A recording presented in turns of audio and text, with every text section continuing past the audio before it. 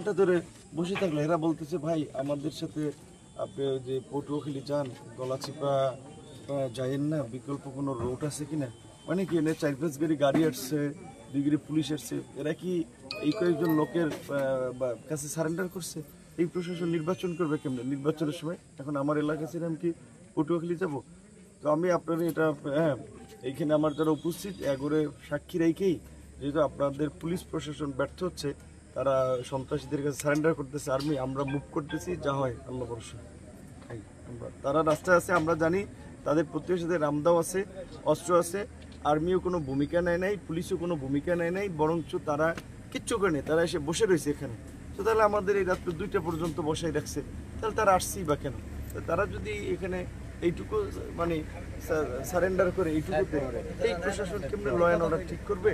আর তারা আপনার নিরাপত্তা দেবে। আজকে আমি বাংলাদেশের একটা দলের প্রধান, আমি এটা ডাকসুর বিপি ছিলাম, আমি আমার এলাকায় এরকম একটা বিপদে পড়ে এখানে ওনারা এসে একটা তামাশা দেখতেছে।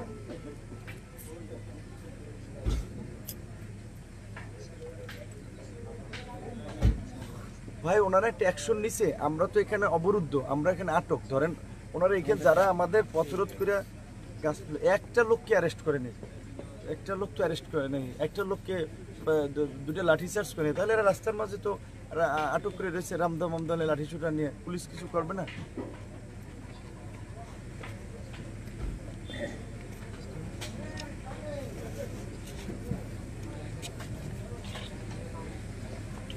তারা কোনো ভূমিকাই নেয় না, তারা তো আমাদেরকে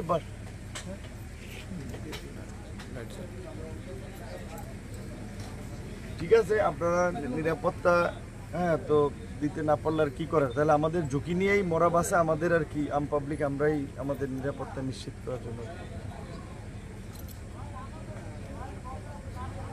না না, ওনারা কিছুই করে নাই।